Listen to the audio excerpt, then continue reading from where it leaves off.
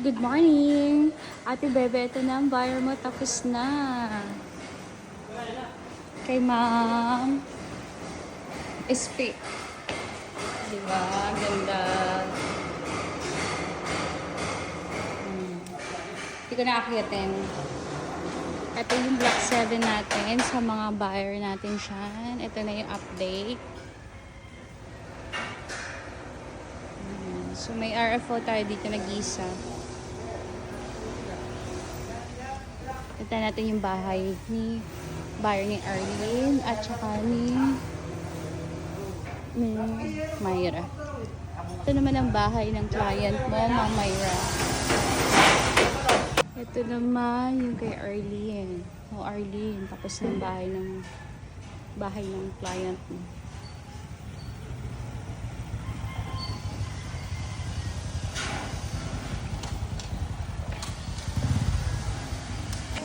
Ito naman yung buyer namin.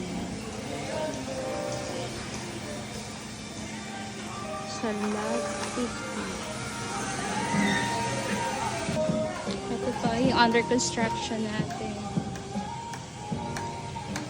Pili na kayo. Yan yung corner Matiminda. Nag-start na.